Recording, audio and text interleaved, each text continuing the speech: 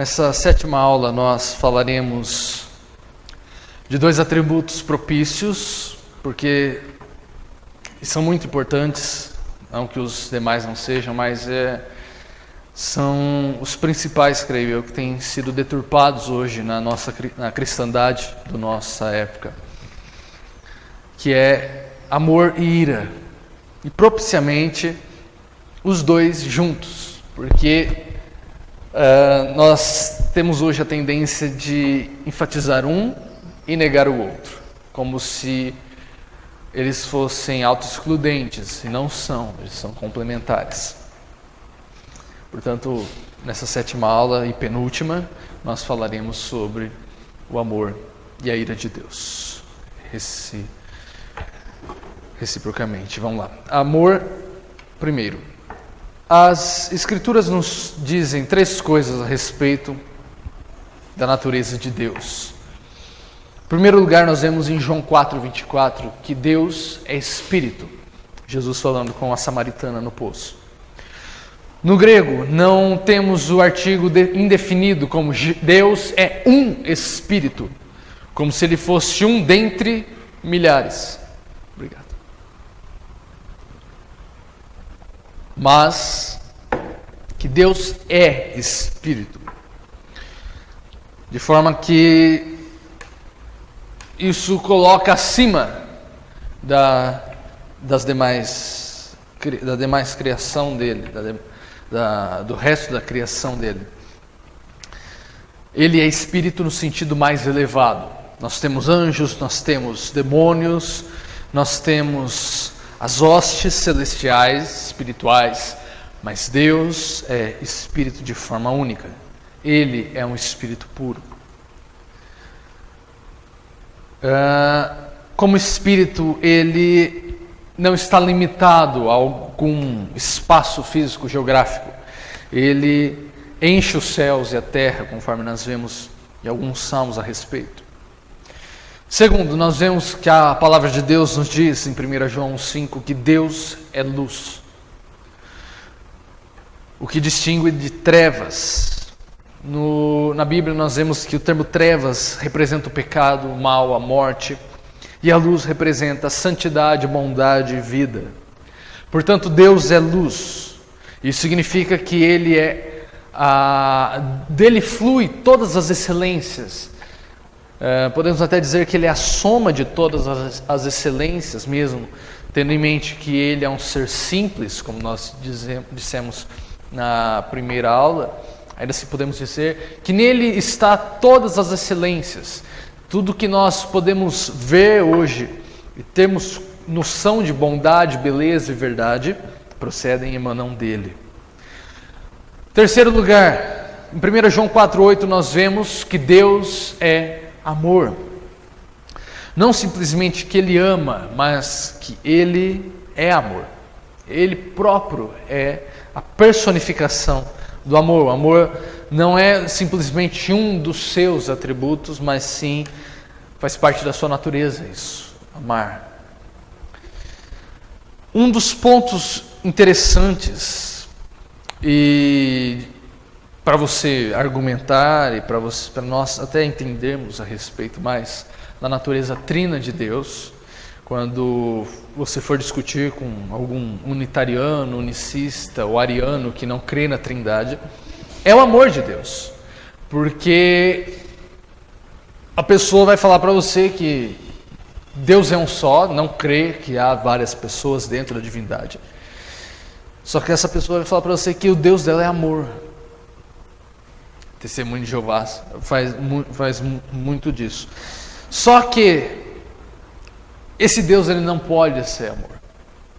Um Deus unitário, podemos dizer assim, que é uma pessoa e uma essência, ele não pode ser amor. E o amor ele é a comprovação de que Deus é uma trindade, uma triunidade. Porque o amor ele é sempre dado a alguém. Quando você ama a si mesmo, você não considera isso amor. Você considera isso narcisismo, egoísmo. Mas o amor, ele deve ser doado. Ele deve ter um objeto fora de si. Portanto, nós sabemos que Deus, ele não necessita da sua criação. Ele existia antes de todas as coisas. Nós falamos isso no seu atributo, que é a solidão. Ele existia autossuficientemente. E aí, quem ele amava? Se era só ele?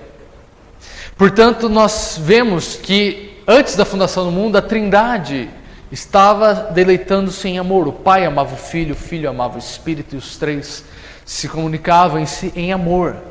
Portanto, por isso que Deus é amor, e por isso que Alá, o Deus do Alcorão, não é amor. Você não vê no Alcorão nenhuma passagem sendo dita que Deus é amor, porque eles não creem na Trindade. Eles creem que Deus é um e um especificamente, restritamente. Portanto, o atributo do amor é um dos pontos que nós podemos ressaltar, que necessita da pluralidade dentro da unidade da divindade, certo? Fechando esse parênteses, vamos continuar a respeito do atributo amor. Nós vemos hoje se falando muito desse atributo, o amor de Deus, denominações usando esse atributo como nome, mas os conceitos usados, o termo é o mesmo, mas o peso, o significado para esse atributo, ele é completamente alheio ao verdadeiro amor de Deus, é totalmente vazio do conceito de amor bíblico. Nós vemos que consideram o amor de Deus uma espécie de fraqueza dele, uma paixão de um garoto adolescente, como se fosse uma certa indulgência boazinha em que Deus pega e faz vista grossa ao pecado alheio. E isso acaba sendo, o amor divino acaba sendo rebaixado a um sentimento enfermo de Deus, porque ele é projetado segundo as emoções humanas. E isso não é verdade, biblicamente. A verdade é que nisto, como em tudo mais, os nossos pensamentos precisam ser formulados e regulados por aquilo que é revelado a nós nas Escrituras Sagradas. É urgente que nós entendamos que muitas vezes nós estamos sendo ignorantes a respeito desse atributo. E nós estamos medindo Deus conforme nós mesmos. E quando essa ignorância prevalece, isso acaba criando certos problemas em meio à cristandade e nos próprios cristãos professos. Porque acaba mostrando, como consequência, uma das consequências, até a falta de amor entre os irmãos. Porque não se entende o amor verdadeiro, o amor divino. Por isso que a comunhão da igreja se quebra, se racha, ela fica muito frágil. Porque não se entende de onde procede, de onde deveria proceder esse verdadeiro amor. E perde-se a genuidade do amor divino. E um dos principais motivos disso é que temos tido pouco tempo dedicado ao conhecimento de Deus, à leitura das Sagradas Escrituras, buscando entender sua natureza, suas bem-aventuranças para nossas vidas, sua vontade para cumprir nosso viver. Porque quando nós nos afastamos da Bíblia, que é a nossa única regra de fé e prática, nós passamos a andar por achismos. E eu já disse em aulas anteriores que um cristão, ele não pode simplesmente andar por achismos. Achismo não faz parte do dicionário cristão. Nós não podemos viver conforme nós achamos que é o certo. Nós pensamos que é o certo porque a sociedade assim vive, todo mundo assim vive e beleza, vou viver conforme o fluxo. Não, nós somos chamados a vivermos uma contracultura, uma cultura segundo os padrões bíblicos. Nisso nós podemos ressaltar alguns aspectos do amor divino que alguns pontos, na verdade, que nos são atualmente esquecidos e muitas vezes embaçados pelos conceitos hoje que nós temos de amor que veio da década de 60 com a Revolução Estudantil e a Revolução Sexual do sexo, drogas e rock and roll. Então, o primeiro ponto a respeito do amor de Deus é que ele é imune de influência alheia, ele é incondicional. E quando nós falamos que o amor de Deus é incondicional, queremos dizer que não há nada no objeto de seu amor, ou seja, nós, que impulsione para Ele nos amar. Não há nada que faça Ele nos amar mais ou menos. Não há nada que chame a atenção de Deus. Você pode soltar quantos fogos de artifício você quiser, você não vai chamar a atenção de Deus. Não há nada na criatura que possa atraí-lo ou impulsioná-lo a agir com graça a respeito de nós. O amor que uma criatura, nós temos para com o nosso próximo, ela é levada a algo existente no outro. Ou porque o outro é bom conosco, ou porque o outro é belo, ou porque o outro é inteligente. Algo no objeto de nosso amor humano, carnal, nos compele a amarmos esse objeto. Mas com Deus não é assim. Deus, Ele tem um amor incondicional e a única razão pela qual Ele ama alguém acha-se na sua vontade soberana. Nós vemos isso em Deuteronômio 7, 7 e 8. Diz assim: o Senhor não tomou prazer em vós. Deus está falando, Moisés está falando para o povo de Israel. O Senhor não tomou prazer em vós, nem vos escolheu, porque a vossa multidão era mais do que de todos os outros povos, pois vós eres menos em número do que todos os povos, mas porque o Senhor vos amava. Então Moisés está falando assim: não, Israel, Deus não te escolheu para ser o povo eleito deles, porque você era um mega país, ou porque você tinha os filhos mais bonitos, mas porque Deus amou vocês. Deus escolheu porque Deus o amou, segundo a sua vontade. Tudo está focado em Deus e não em nós. Deus amou o seu povo desde a eternidade, portanto a criatura nada tem que possa ser a causa daquilo que se acha em Deus desde a eternidade. Porque nós não existíamos na eternidade. Passamos a existir dentro do espaço-tempo, portanto, antes mesmo de nós existirmos, Deus havia proposto em seu coração nos tornar objetos de seu amor. Seu amor provém dele próprio, como diz 2 Timóteo 1,9, segundo o seu próprio propósito. 1 João 4,19, o mesmo capítulo que fala que Deus é amor, ele diz assim: não amamos a Deus, porque Ele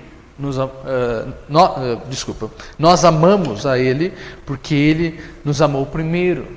Não que nós tenhamos amado Ele, mas nós o amamos apenas porque Ele nos amou primeiro. Caso contrário, nós seríamos e permaneceríamos inimigos dele. Deus não nos amou porque nós o amávamos, ou porque nós fizemos uma oferta de sacrifício que atraiu o coração de Deus para nós, de forma alguma. Mas Ele nos amou antes de nós termos uma só partícula de amor por Ele. Se Deus nos tivesse amado em resposta ao nosso amor, então o seu amor não seria espontâneo. Mas visto que Ele nos amou quando nós não o amávamos, é claro que o seu amor não foi influenciado. Isso se mostra claramente que não foi influenciado por nada que nós fizéssemos. Para que se honre a Deus e se firme o coração do seu Filho, é altamente importante que entendamos com absoluta clareza essa verdade preciosa. O amor de Deus por mim e por todas, e cada um dos que são seus, não foi movido nem motivado por coisa nenhuma em nós. Que havia em mim algo que atraiu o coração de Deus? Absolutamente nada. Ao contrário, porém, havia tudo para o repelir. Tudo na medida para levá-lo a detestar-me, sendo eu pecador depravado, corrupto, sem nenhum bem em mim mesmo. O Pink, ele faz um verso, uma estrofe do poema dizendo: o que existia em mim que merecesse estima, ou desse algum prazer ao Criador? Fosse assim mesmo, ó Pai, eu sempre cantaria, por vezes algo bom em mim, Senhor. Nós sabemos disso, porque nós nunca nos achegamos à presença de Deus em oração, dizendo: Senhor Deus, eu dou graças a Ti porque o Senhor respondeu ao amor que eu te amei. Não, é lógico que não, é um absurdo isso, é beira blasfêmia isso. Nós não fazemos isso. Charles Spurgeon diz o seguinte: creio na doutrina da eleição porque tenho absoluta certeza que, se Deus não me escolhesse, eu jamais o escolheria. Tenho certeza que Ele me escolheu antes de eu nascer, ou do contrário, nunca me escolheria depois disso. Então, aqui mostra basicamente isso. Não tem nada que nós possamos oferecer a Deus que Ele não tenha nos dado primeiro. Paulo nos fala a respeito disso. Segundo ponto é que o amor de Deus é eterno. Necessariamente, como Deus é eterno e Deus é amor, portanto, o amor que Deus tem é eterno, ele não é limitado, ele não tem princípio. Assim como o seu ser também não teve princípio. Mesmo concedendo que esse conceito transcenda nossa imaginação, nosso intelecto corrompido e limitado, contudo, quando nós apenas refletimos a respeito disso, dessas verdades, nós somos impulsionados a adorar a Deus. Como é claro o testemunho que Jeremias dá em Jeremias 31:3. Deus falando a Israel: com amor eterno te amei, também com amorável benignidade te atraí. Quão bem-aventurança é saber que o grandioso e santo Deus amava seu povo antes os céus e a terra terem sido chamados à existência. Que Ele havia já colocado em seu coração, proposto em seu coração, desde toda a eternidade, que nós, 2018, hoje seríamos alvos do amor gracioso de Deus. Essa é uma prova clara da espontaneidade do amor de Deus para conosco, porque Ele nos amou eras antes do início e continuará nos amando. Esse é o motivo que nós temos de segurança em permanecermos na presença de Deus, labutarmos incansavelmente, sabendo que Deus nos capacitará a atingirmos o nosso alvo, mesmo tendo as nossas obras manchadas pelo pecado e sendo incapazes de propriamente alcançarmos o alvo por nossas próprias forças. Em Efésios 1, 4, 5 nos diz: como também nos elegeu nele antes da fundação do mundo, para que fôssemos santos e irrepreensíveis diante dele em amor, e nos predestinou para filhos de adoção por Jesus Cristo, para si mesmo, segundo o beneplácito da sua vontade.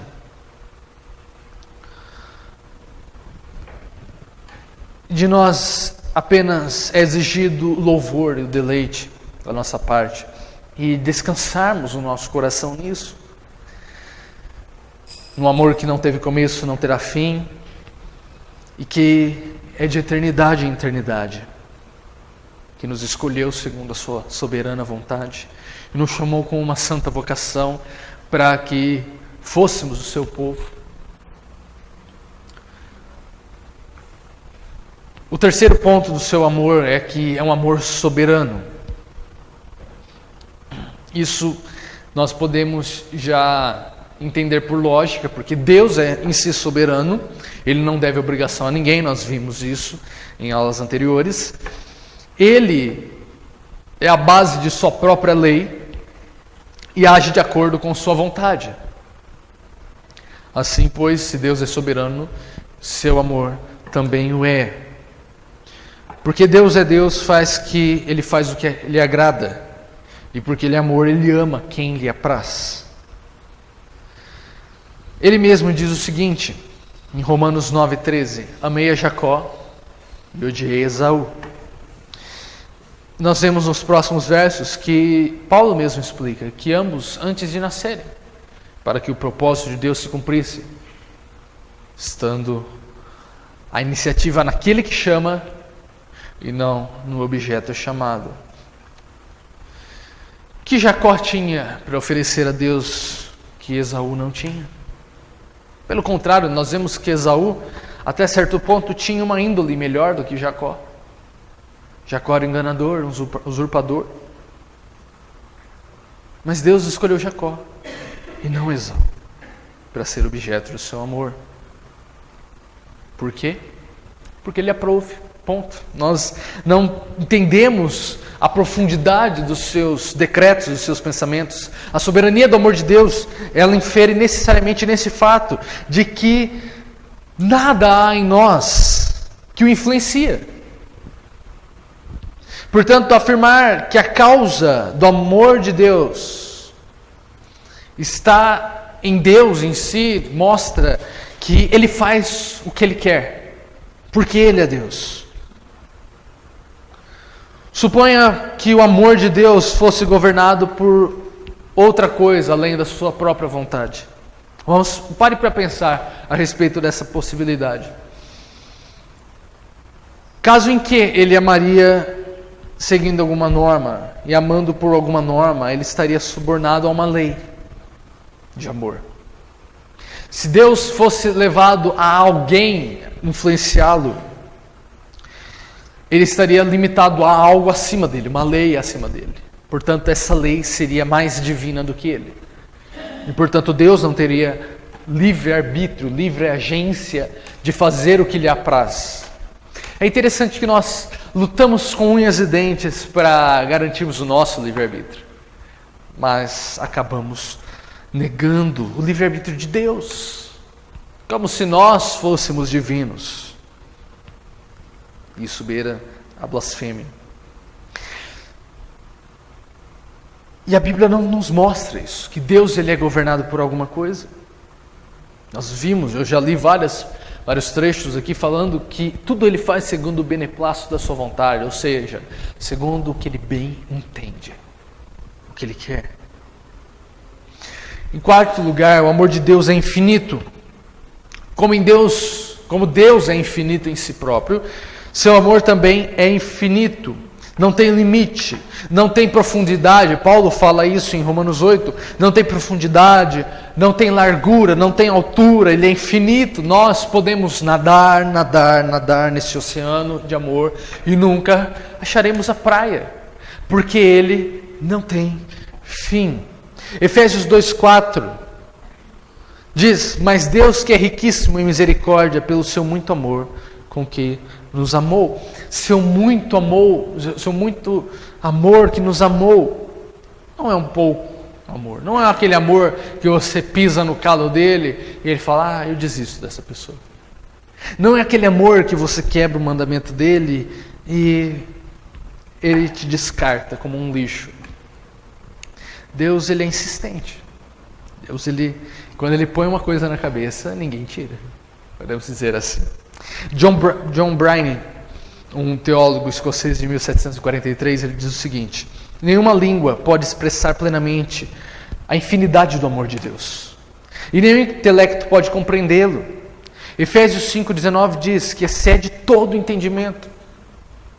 As ideias mais amplas que nossa mente finita possa conceber acerca do amor divino estão infinitamente abaixo da sua verdadeira natureza.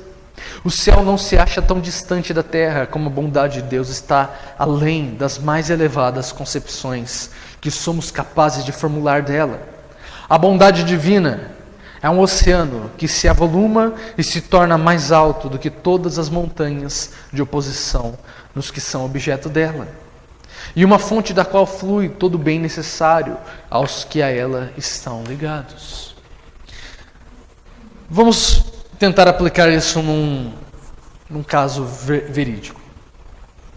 Vamos imaginar qual que seria o maior inimigo de Deus. Podemos dizer que foram aqueles que mataram o seu filho. Vamos fingir que nós não somos participantes dessa morte e vamos atribuir a morte apenas dos soldados lá. É bem provável que pessoas do Sinédrio e da guarda romana tenham sido salvas após a ressurreição de Cristo.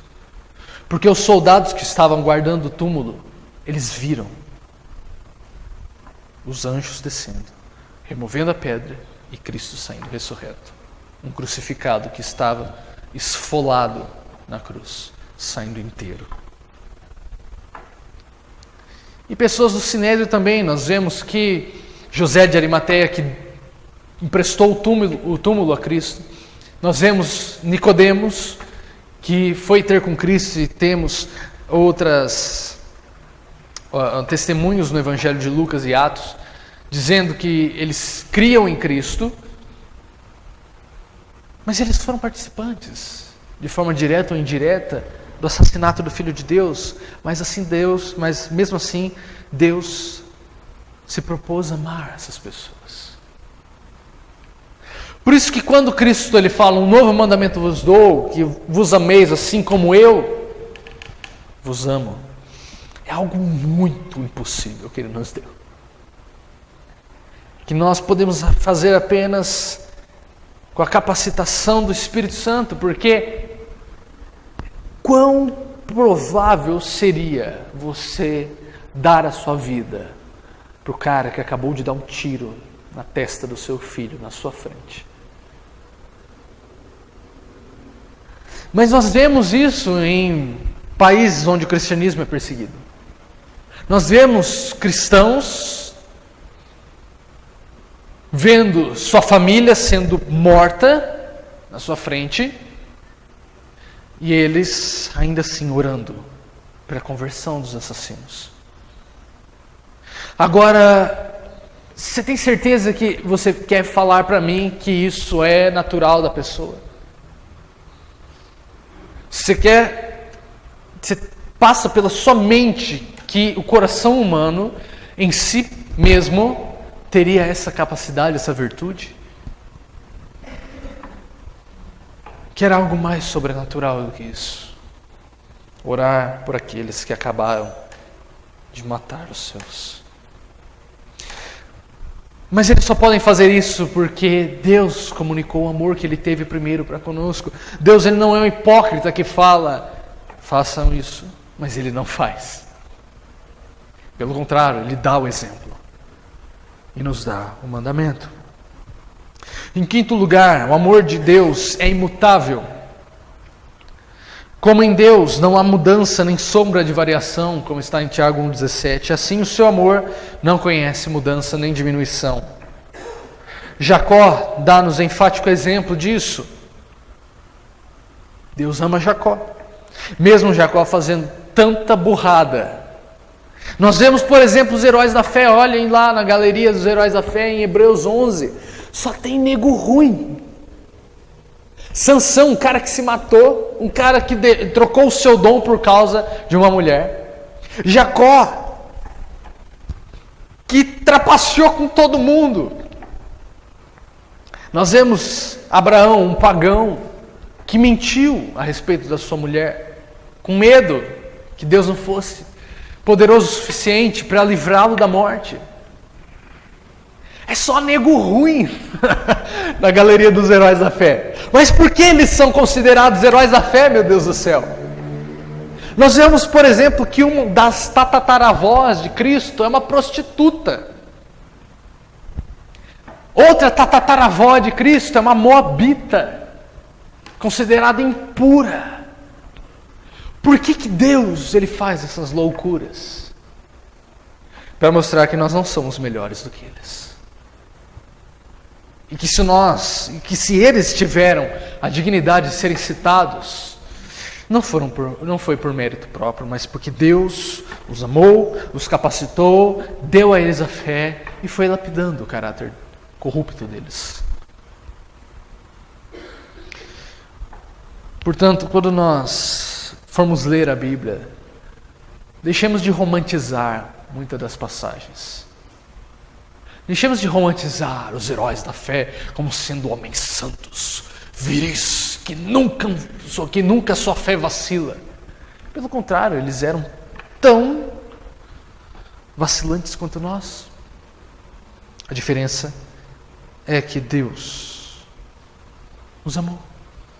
Deus não olhou para os seus tropeços, mas foi guiando eles, levantando a cada queda que eles tinham, dando um novo horizonte para eles andarem. João 13, adiante, nos oferece uma outra bela ilustração. A partir de João 13 nós vemos a retratação da última ceia e a crucificação de Cristo. E precisamente naquela noite, um dos apóstolos diria: mostra-nos o Pai. Em João 14 você vê, e Jesus fala: eu agora vou ao Pai. E um dos apóstolos fala: Senhor, mostra-nos o Pai, que basta. E Cristo fala: quem vê a mim, vê o Pai. Você andou tantos anos comigo e você não percebeu isso. Outro o negaria com maldições. Todos eles o abandonariam e se escandalizariam. Todavia, Romanos 8, 35, 39 diz: como havia amado os seus que estava no mundo, amou-os até o fim. Romanos 8, 39 não fala isso, é o Evangelho de João mesmo. Como havia amado os seus, amou-os até o fim. Jesus muito bem poderia falar: me deixaram na mão? Vão tudo para o inferno agora também. Mas não, ele permaneceu. Ele morreu por eles. E ele constituiu eles como os pilares da igreja. Efésios, Apocalipse e 1 Pedro nos diz que a igreja está fundada como um edifício de pedras vivas, e na fundação estão os apóstolos. Aqueles que o negaram, aqueles que fugiram, aqueles que o maldizeram. Vamos abrir em Romanos 8, 35 e 39. Agora sim é Romanos. Romanos 8,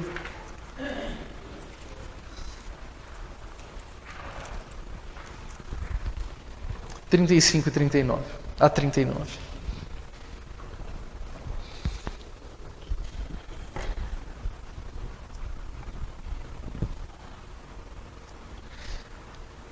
Paulo nos diz assim: quem nos separará do amor de Cristo? A tribulação? Ou a angústia?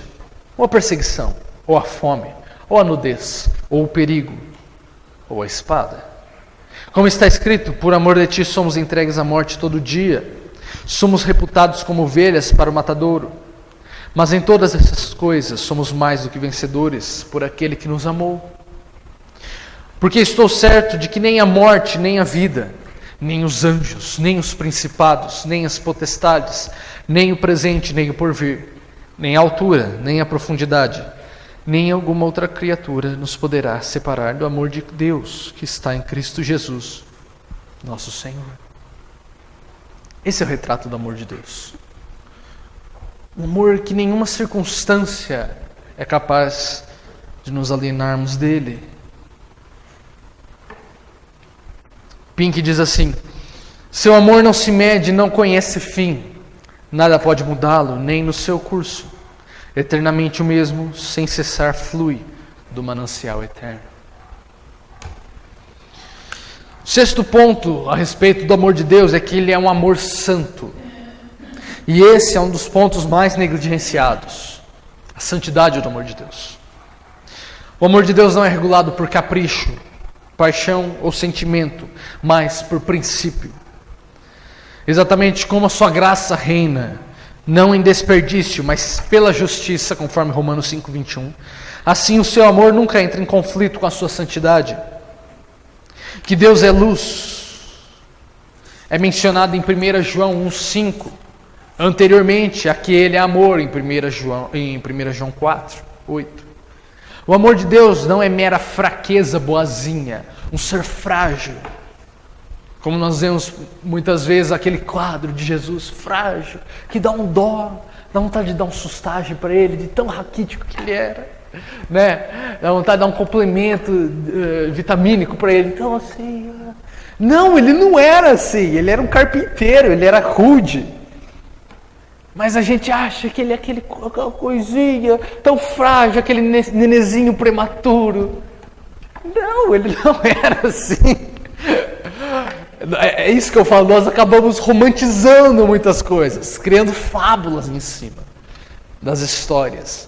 Acabamos separando os fatos bíblicos da história verídica, como se Nero fosse mais físico e palpável do que Cristo.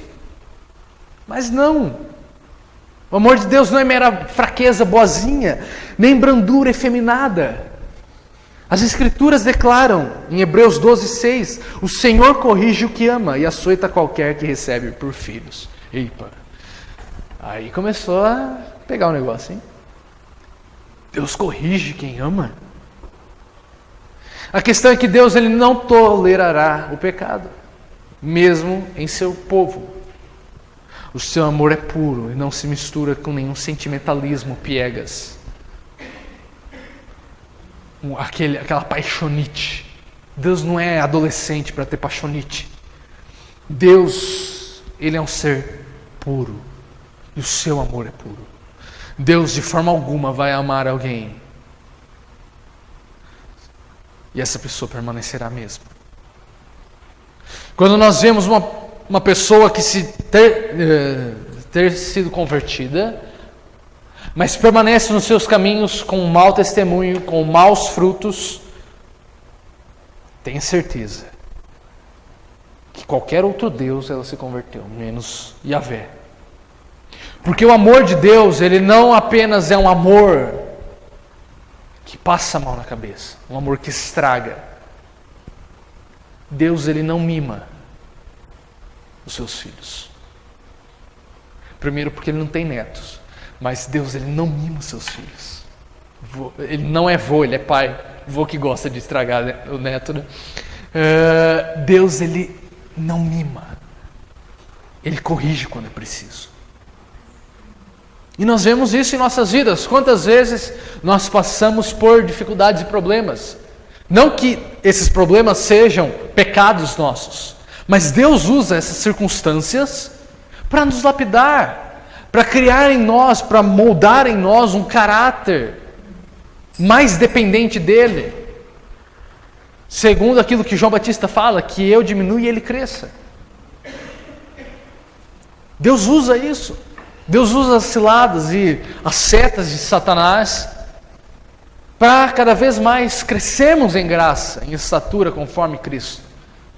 Não é porque ele é um sadomasoquista que gosta de ver as suas criaturas sendo judiadas. Não, ele sabe que toda aprovação é para o nosso bem, para o nosso crescimento, para o nosso fortalecimento.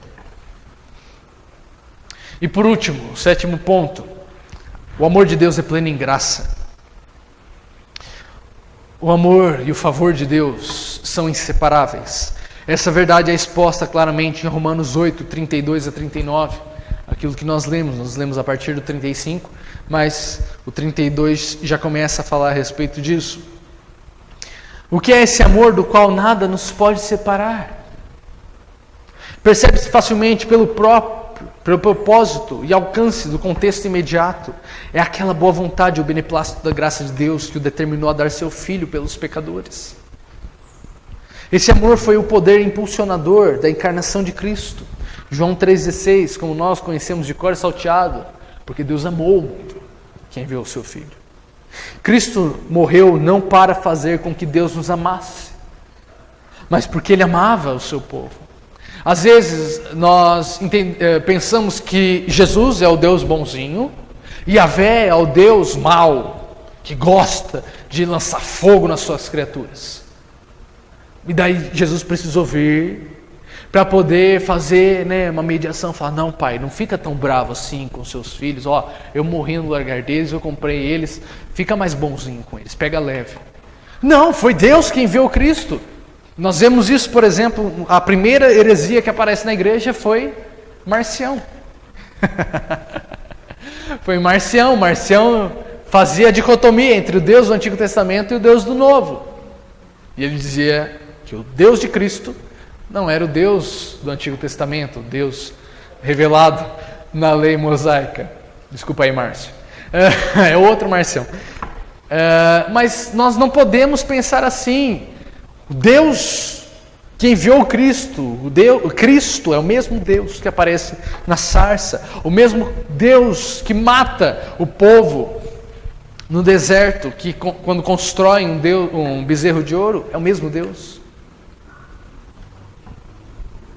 Cristo morreu não para fazer com que Deus nos amasse, mas por Ele já ter nos amado, foi que Ele morreu. O Calvário é a suprema demonstração do amor divino a nós.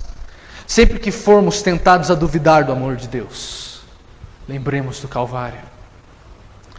Há aqui, pois, farta causa para confiança e paciência sob a aflição debaixo da mão de Deus.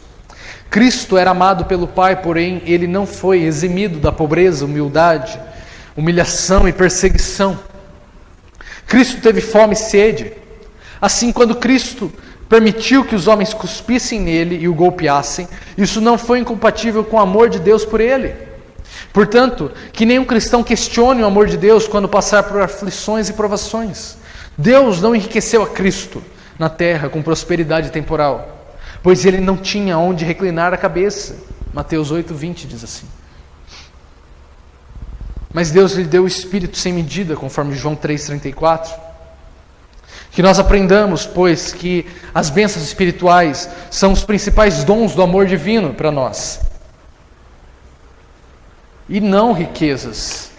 Ser rico não significa diretamente e por regra que Deus te ama.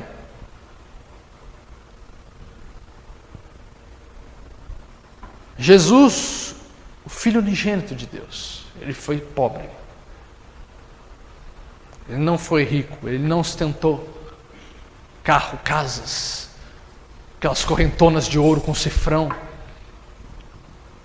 Ele não fez isso. Embora alguns idiotas de alguns pastores digam que ele andou num jumentinho zero bala que equivalia a uma Ferrari. Isso é burrice tamanha. E é burrice também achar que Deus precisa te prosperar se Ele te ama. E que prosperidade é sinônimo de amor de Deus. Quando nós olhamos apenas uma parcela da história da igreja, nós vemos que os homens mais usados por Deus eram os mais miseráveis aos olhos do mundo. Quantos aqui já ouviu falar de John Bunyan? O autor do Peregrino? Um livro de 1600 e bolinha que até hoje é bem conceituado no meio cristão. Ele viveu a maior parte da sua vida preso. Com uma filha cega. Com a esposa e filhos padecendo. Ele não viveu no hall da fama. Cristo não viveu no hall da fama. Os apóstolos não viveram no hall da fama. Os pais da igreja não viveram no hall da fama. Portanto, quando nós reduzimos o evangelho à questão financeira, seja na parte da missão integral que foca apenas na questão de ajudar os pobres, de fazer boas ações e caridade, ou na questão da teologia da prosperidade, ambos estão errados. Ambos são absurdos. Porque limita e rebaixa o evangelho a questões triviais. Deus pode te dar o carro do ano, a casa, a conta mais gorda dessa vida. Se Ele não te dá a salvação, você é um miserável. É interessante quando o pastor Cohen veio pregar no culto da Reforma, que ele falou a respeito que quando você se converte, a sua vida muda. Você prospera naturalmente. Não no sentido, ele não quis dizer no sentido que você, a prosperidade ostentação. Mas é uma prosperidade porque você entende o mandato de Deus. Que o trabalho não é algo pesado. Não é uma maldição de Deus. E você vai fazer isso com excelência. E fazendo isso com excelência, naturalmente você mudará a sua vida. Você buscará glorificar a Deus no seu trabalho, sendo uma pessoa honesta. Mas não que necessariamente Deus tenha que te dar riquezas. Deus não tem nada. Não deve nada a nós. E se Ele dá a nós, não é para ostentarmos, mas para abençoarmos o nosso próximo e a sua obra. Que possamos nos regozijar no amor de Deus. Essa bênção infindável que nos alcançou um dia. Agora vamos para a parte que pega fogo, a ira de Deus. Um outro atributo que é praticamente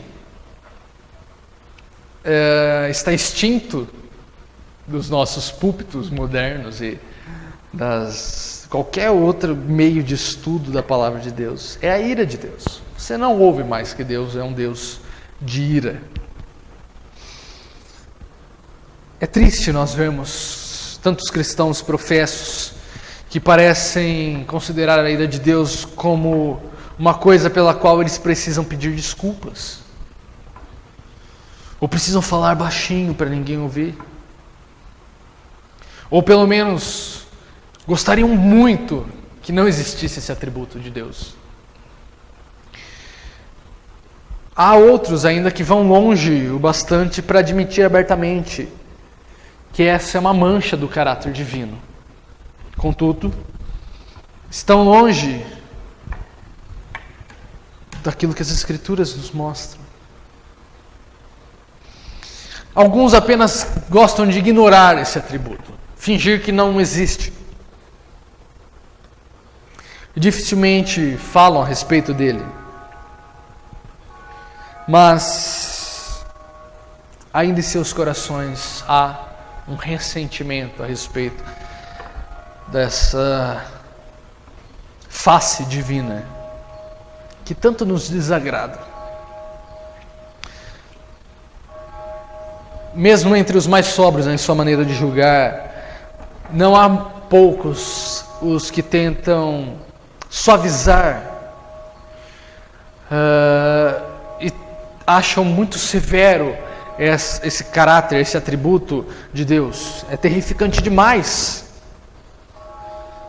Poucos usam, praticamente é nulo o número de cristãos hoje que usam esse atributo para evangelizar. E só de ouvir eu falar isso, já se escandalizaram e falaram: o quê? Evangelizar falando da ira de Deus? Você está louco? Outros criam uma dicotomia, achando que a bondade e a ira de Deus, elas não se casam. Por isso tentam fragmentar o ser de Deus. Talvez a ira e o amor de Deus seja a principal causa que nós temos hoje de fragmentarmos os atributos de Deus, de tal forma a colocar um contra o outro, esquecendo da simplicidade de Deus. Que todos os pontos que nós temos abordado até agora falam a respeito de Deus só. Nós é que derivamos e fragmentamos para entendermos melhor, mas um não está em conflito com o outro. Pelo contrário, um está inseparavelmente ligado ao outro.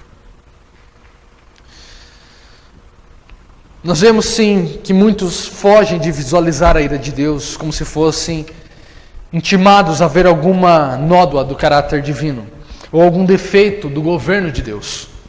Mas o que nos dizem as Escrituras? Nós temos como profissão pública de fé de que a palavra de Deus é a nossa única regra de fé e prática, por isso a nossa mente deve estar cativa à palavra de Deus e nada mais.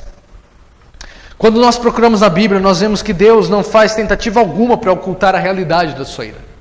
E quando a Bíblia ela não faz nenhuma tentativa de ocultar alguma coisa, nós não temos o direito também de ocultá-los. Se aprove a Deus revelar a nós, na sua palavra, nós não temos o direito de renegarmos. Deus não se envergonha de dar a conhecer que a vingança e a cólera lhe pertencem. O seu desafio é claro, em Deuteronômio 32, 39 a 41. Deus diz: vede agora que eu o sou, e mais nenhum Deus há além de mim. Eu mato e eu faço viver.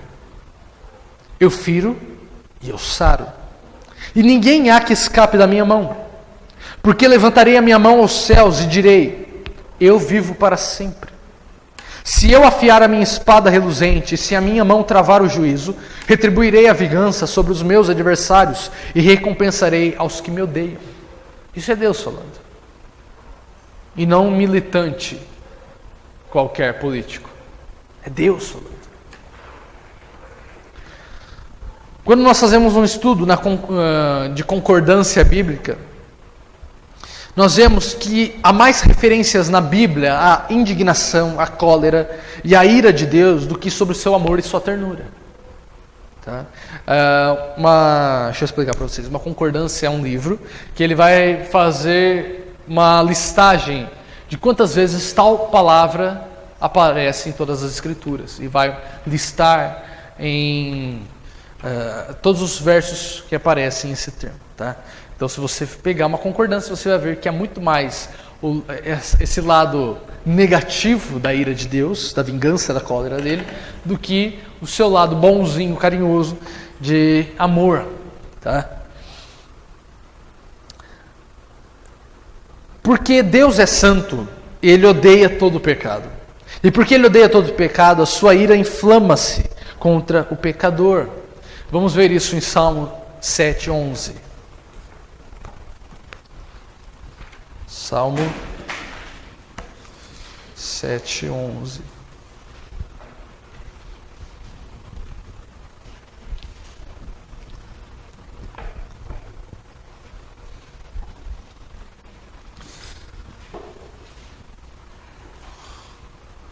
Davi diz o seguinte: Deus julga o justo e se ira com o ímpio todos os dias. A pergunta para reflexão: o seu Deus se ira todos os dias? Ou o seu Deus faz ovos mexidos e bacon no café da manhã, comendo com waffles e mel? Um Deus que nem o Deus da cabana, uma senhora rechonchuda que gosta de fazer pratos apetitosos. É ridículo isso. Qual que é o seu Deus? Uma caricatura distorcida e absurda? Ou um Deus que se ira contra a maldade que é cometida contra o seu nome todos os dias? Porque a idolatria, João Calvino ele fala que o coração do homem é uma fábrica de ídolos. Tanto que esse será o título da revista que nós iniciaremos quando terminarmos esse curso, Ídolos do Coração. A questão é que os ídolos do nosso coração não são simplesmente feitos de barro, gesso, ouro, prata ou qualquer matéria-prima física, mas ele pode ser um ídolo do nosso coração. Quando nós pegamos partes, selecionamos, como num self-service, um Deus que nós queremos. E isso é idolatria. Agostinho fala que quando nós apenas cremos e gostamos, quando apenas cremos naquilo que gostamos das Escrituras, nós não estamos crendo nas Escrituras, nós estamos crendo em nós mesmos. Porque nós estamos retalhando, não estamos aceitando todo, mas simplesmente aquilo que convém a nós. E eu faço a pergunta a vocês: qual Deus que você tem concebido em seu coração? Um Deus que arde em ira com o ímpio todos os dias, que não faz vista grossa às blasfêmias que têm sido feitas contra o seu nome? Ou um Deus vovó, Um Deus rechonchudo que gosta de apertar a bochecha dos seus netos e passar a mão na cabeça deles, estragando eles. Pois bem, a ira de Deus é uma perfeição divina, tanto como a sua fidelidade, o seu poder ou a sua misericórdia. Só pode ser assim, pois não há mácula alguma, nem o mais ligeiro defeito no caráter de Deus. Porém haveria se ele não tivesse ira. Deus não seria perfeito se ele não odiasse. A gente já explica isso. A indiferença para com o pecado é uma nódoa moral. Quando nós queremos justificar algo imoral, nós estamos sendo imorais. E aqueles que não odeiam, o pecado, a prática imoral, é um leproso moral. Está enfermo. Como poderia aquele que é a fonte de todas as excelências olhar com igual satisfação para a virtude e para o vício? Para a sabedoria e a estultícia? Como poderia aquele que é infinitamente santo ficar indiferente ao pecado e negar-se a manifestar a sua severidade, conforme Romanos 11, 22, para com ele? Como poderia aquele que só tem prazer no que é puro e nobre deixar de detestar e odiar o que é impuro e vil? A própria natureza de Deus faz do inferno uma necessidade tão real, um requisito tão imperativo e eterno como o céu o é. Não somente não há imperfeição nenhuma em Deus, como também não há nele perfeição que seja menos perfeita do que a outra. Dizer que uma perfeição é menos perfeita seria uma contradição de termos, não é? A ira de Deus é a sua eterna aversão por toda injustiça. É o desprazer e a indignação da divindade contra o mal. É a santidade de Deus posta em ação contra o pecado. É a causa motora daquela sentença justa que ele lavra sobre os malfeitores. Deus está irado contra o pecado porque este é rebelião contra a sua autoridade, um ultraje à sua soberania inviolável. Os insurgentes contra o governo de Deus saberão um dia que Deus é o Senhor. Serão levados a sentir quão grandes é aquela majestade que eles desprezam. E como é terrível aquela ira de que foram ameaçados e que não deram a mínima importância. Não que a ira de Deus seja uma retaliação maldosa e mal intencionada, infligindo agravo só pelo prazer de afligir, ou devolver a ofensa recebida como uma vingança mesquinha. Não, embora seja verdade que Deus vindicará o domínio como governador do universo, ele não será revanchista. Evidencia-se que a ira divina é uma das perfeições de Deus, não somente pelas considerações que nós fizemos até agora, mas também fica estabelecido claramente pelas declarações expressas na sua palavra. Romanos 1,18 diz: porque do céu se manifesta a ira de Deus contra os pecadores. Porque tendo conhecido Deus, os seus atributos visíveis na criação, eles não tiveram por Deus. E o que Deus faz? Os entrega a sua volúpia, a sua luxúria. Eu não lembro agora qual teólogo que fala isso, mas a pior coisa que Deus pode fazer, a melhor coisa que uma criatura pode fazer é dizer a Deus: seja feita a tua vontade. E a pior coisa que Deus pode fazer para com a criatura é dizer para ela que a sua vontade seja feita. Nós, naturalmente, não queremos Deus. Eu digo isso por mim mesmo. Nós temos uma divisão em nossos corações. Ao mesmo tempo que a nossa consciência, a nossa natureza e a natureza à nossa volta nos testemunha a existência de Deus, nós precisamos de uma referência, uma base para os nossos direitos e o nosso dia a dia. Ainda assim, nós não queremos que exista Deus. Isso é o que acontece. Quando nós suprimimos essa consciência da divindade, e enfatizamos esse ódio contra Deus, nasce um ateu. Não que ele não crê, ele crê, mas ele permanece em rebeldia contra o seu Criador. E nós temos isso dentro de nós. Naturalmente nós queremos que Deus não exista, porque nós queremos pecar livremente. Nós não queremos um juiz para nos julgar, não queremos prestar contas a alguém que está acima de nós. Por isso nós criamos voltas e voltas em nossa consciência para tentar racionalizar a descrença em Deus. Mas isso é vão. Porque de uma certa forma ou outra, acabamos vivendo como se Deus existisse. Robert Haldane diz o seguinte: Deus manifestou-se a ira de Deus quando foi pronunciada a primeira sentença de morte, quando a terra foi amaldiçoada e o homem foi expulso do paraíso terrestre, e depois, mediante castigos exemplares, como o dilúvio e a destruição das cidades da planície com fogo do céu, mas especialmente pelo reinado da morte no mundo todo. Foi proclamada na maldição da lei para cada transgressão e foi imposta na instituição do sacrifício, porque alguém teria que morrer.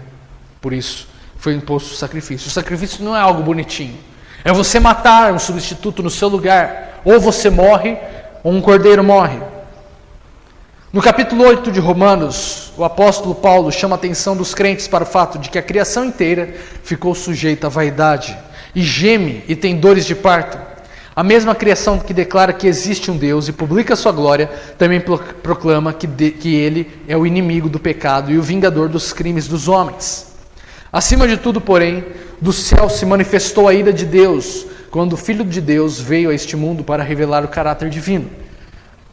E quando essa ira foi demonstrada nos seus sofrimentos e morte, de maneira mais terrível do que por todas as provas que Deus antes dera de sua aversão pelo pecado. Além disso, o castigo futuro e eterno dos ímpios agora é declarado em termos mais solenes e explícitos do que antes. Sob a nova dispensação, há duas revelações dadas do céu, uma da ira e a outra da graça. Pense, não foi os romanos que mataram Cristo, não foram os pregos, não foram as chibatadas que ele tomou, não foi a lança, foi a ira de Deus.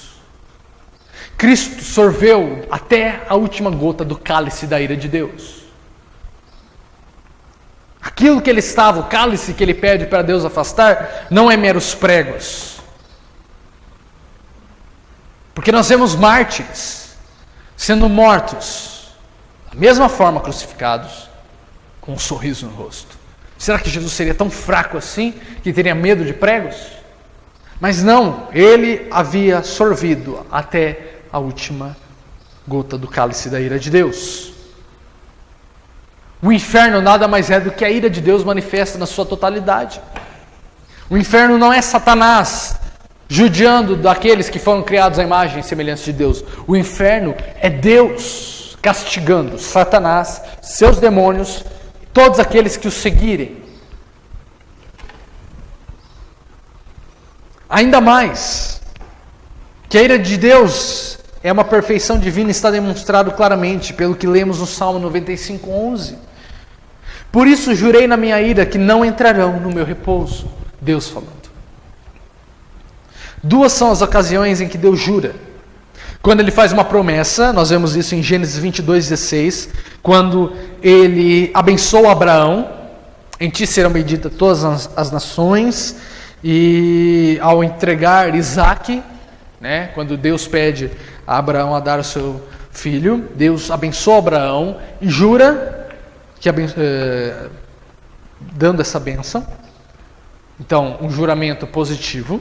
E quando ele faz ameaças, um juramento negativo. Quando nós vemos, por exemplo, em Deuteronômio 1:34, quando Moisés envia os espias a Canaã, e 10 dos 12 voltam falando mal, descrendo da promessa que Deus daria a eles.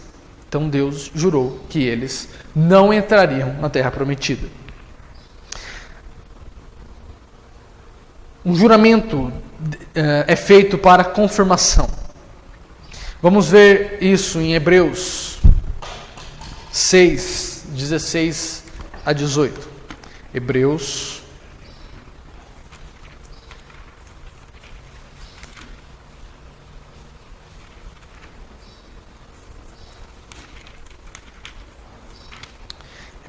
6, 16 a 18.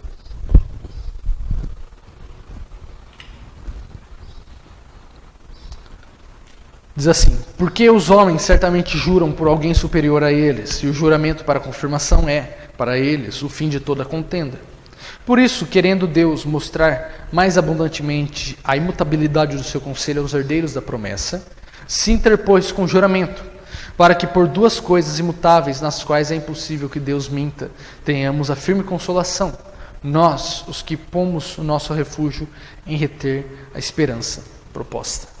Então, aqui o autor de Hebreus nos diz que Deus ele faz esse juramento para que possamos colocar nossa esperança nele, de que ele não negará a si mesmo. Em Gênesis 22:16, Deus diz: por mim mesmo jurei.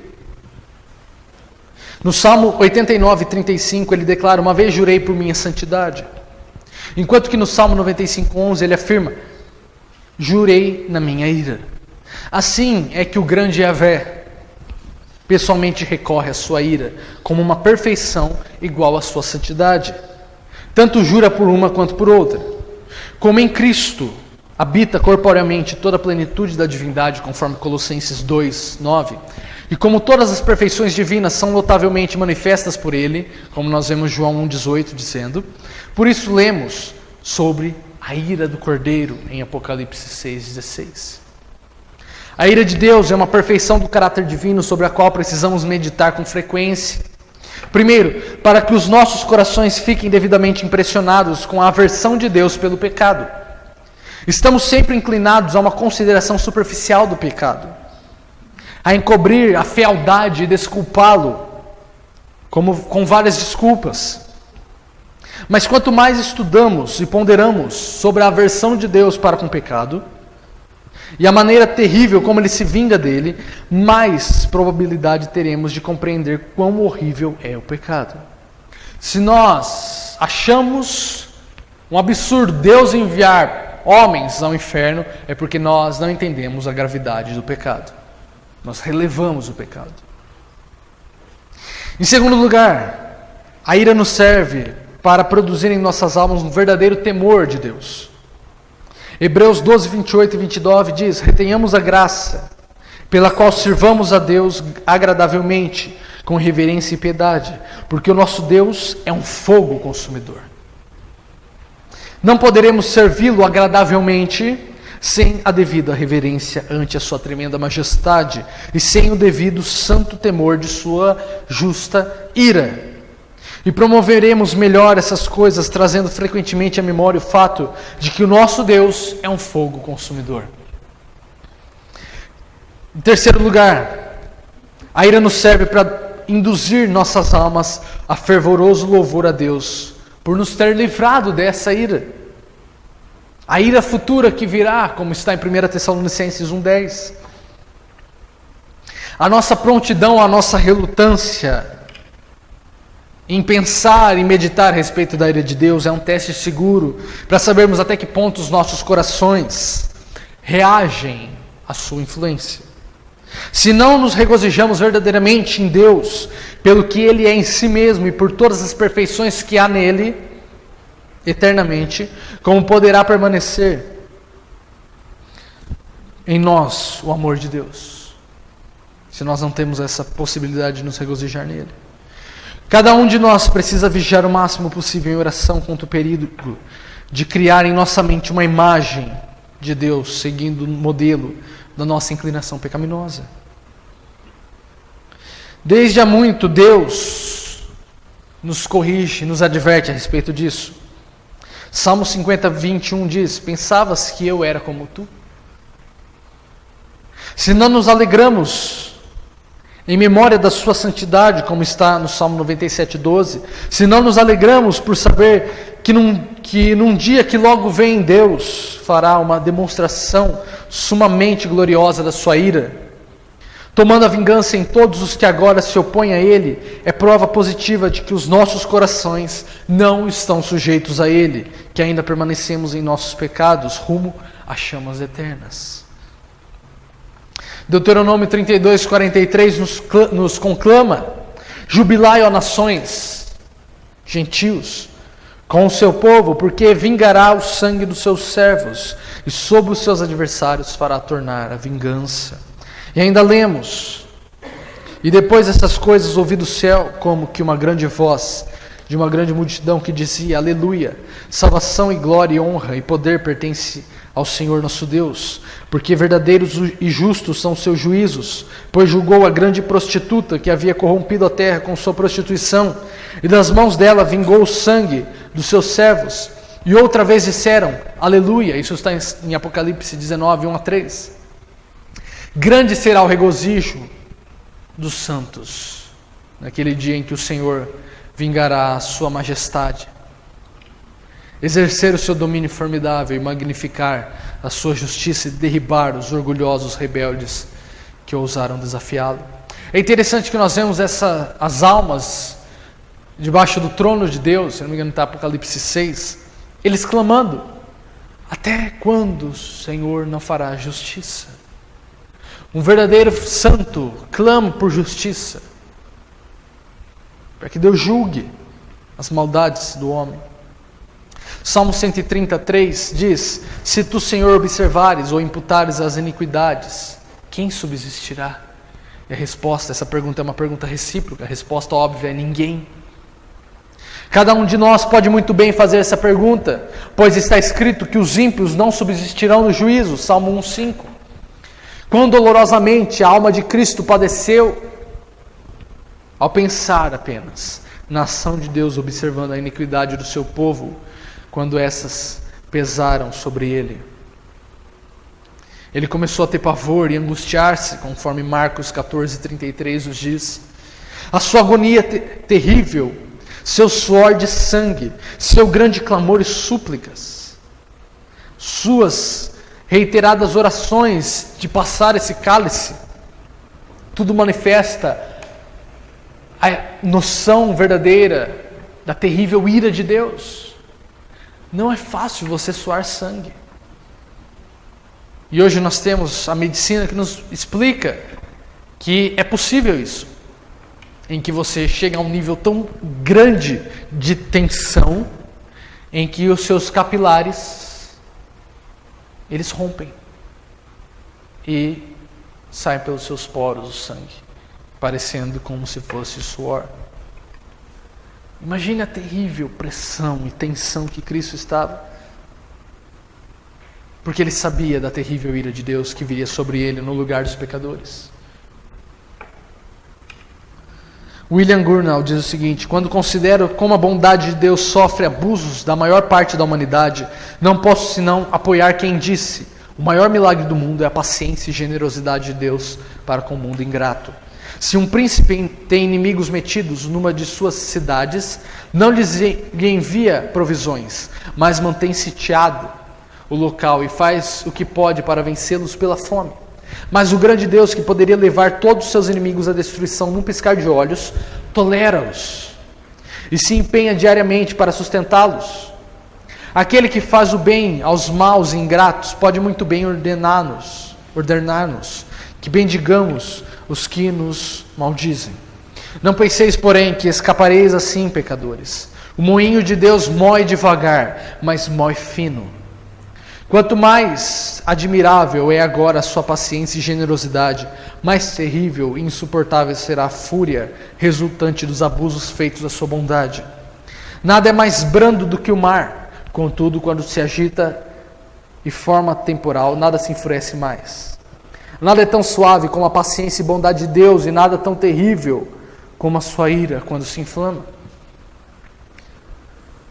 Portanto, nós precisamos ter em mente a chamada que Cristo faz e João Batista também fez, dizendo: fuja da ira vindoura. E nós devemos fugir em Cristo. Ele é o nosso refúgio, antes que seja tarde demais. Eu rogo a vocês, meus irmãos, que se há alguém hoje que, fazendo uma autoanálise, percebe que ainda não gosta da ira divina, tem por repulsa isso, e entende que isso mostra que você está destinado ainda à ira e ao fogo do inferno, eu te convido hoje a se refugiar em Cristo, o único lugar seguro para se escapar da tempestade vindoura. E não pense que você está satisfeito, não esteja satisfeito apenas lembrando de alguma profissão de fé que você fez. Tenha certeza disso, porque a sua eternidade está fadada a essa certeza. Rogue a Deus para que o Espírito Santo testemunhe ao seu coração a certeza da sua salvação.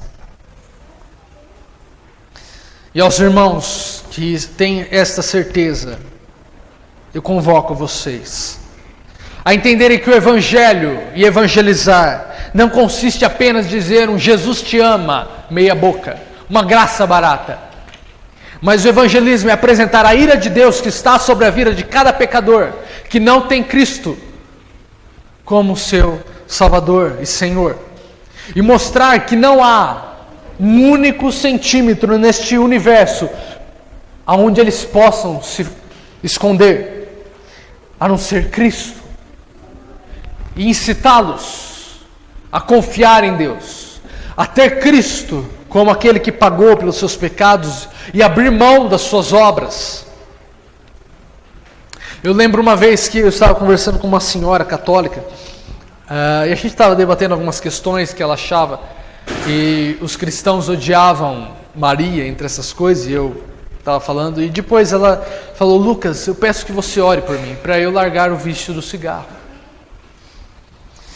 Porque eu sou uma pessoa boa, sabe? Eu sei que Deus ele vai relevar, porque eu faço boas obras. E eu falei assim: apenas Cristo pode nos salvar.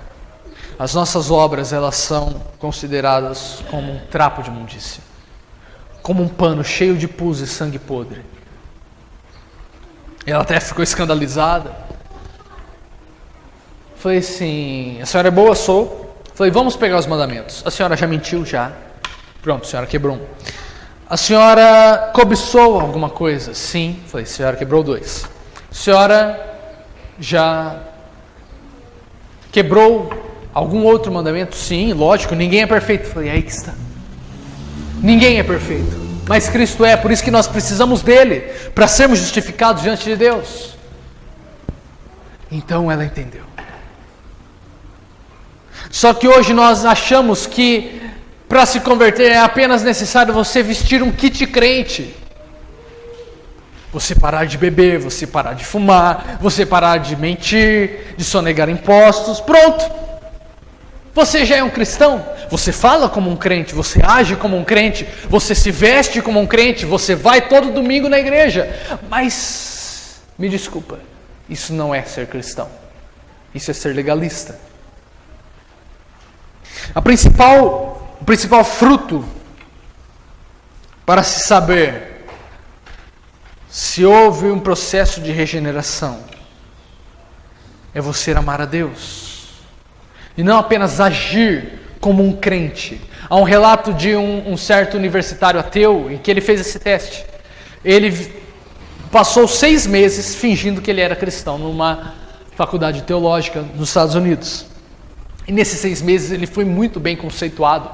O pessoal queria colocar ele em evidência, a ser tutor de outros, a ser pastor, a não ser mais o quê. E quando ele faz a revelação que ele estava fingindo e que ele era um ateu, todos se escandalizaram. Porque eles julgaram o seu testemunho segundo a sua aparência física e não segundo os seus frutos. Nós temos o problema disso hoje, por isso que a igreja está cheia do mundo, mundanizada, porque nós vestimos uma pessoa que não é nascida de novo, com uma roupagem de crente e fala: tá perfeito, tá bonito. Você levantou a mão, fez a oração do pecador, você está salvo. Nós fazemos uma profissão papal, né? Nós dizemos como um papa sobre essa pessoa que ela está salva. Porque ela veio na frente, ela levantou a mão, ela fez a oração do pecador, ela vem em todos os estudos e cultos, ela toma a ceia, ela é batizada, pronto. O que mais falta? Ela entender que ela está debaixo da ira de Deus e que ela precisa correr a Cristo. É isso que falta. Simplesmente tudo. E se nós negligenciamos isso, é porque nós não entendemos o ser de Deus, quão terrível é o pecado e quão é necessário o arrependimento, mudança de mente, metanoia, para viver uma vida que agrade a Deus. Nós possamos ter isso em mente. Não se autoconvencendo falsamente com uma graça barata, mas entendendo que se somos salvos, somos por aquilo que Cristo fez por nós na cruz, não por nossos méritos. Isso é para a glória dele e não nós. E se somos salvos, não somos salvos primeiramente de algum problema, de alguma doença, de alguma dor. Nós somos salvos da ira de Deus que estava sobre nossas cabeças. A salvação primeiramente nos conciliou com Deus. Não apenas nos livrou do inferno, mas nos tornou amigos, filhos de Deus, e não mais inimigos. Oremos. Senhor Pai, nós pedimos que o Senhor trabalhe em nossos corações. Que Teu Espírito Santo venha trabalhar no nosso ser para que nós venhamos a amar a Ti e quem o Senhor é e quem o Senhor se revelou nas Escrituras Sagradas. Pedimos, Senhor Deus, que trabalhe em nossos corações para que amemos cada dia mais o Senhor e odiemos cada vez mais aquilo que o mundo prega e aquilo que o mundo tem nos oferecido. E que como igreja nós não venhamos a pregar um evangelho meia boca, um evangelho deturpado e corrompido, mas que possamos entender quem Tu és e levarmos o Senhor de forma integral aos pecadores, não apenas enfatizando um ou outro atributo, tendo medo daquilo que os outros pensarão de nós. Tire de nós todo receio, tire de nós todo medo, todo temor, toda vergonha de falar do Teu nome, de falar de que sem Ti todos pereceremos. Nos levante, Senhor Deus, como uma igreja que busque a Ti, que busque a Tua palavra como nossa única regra de fé e prática. É no nome de Jesus que nós oramos e agradecemos. Amém.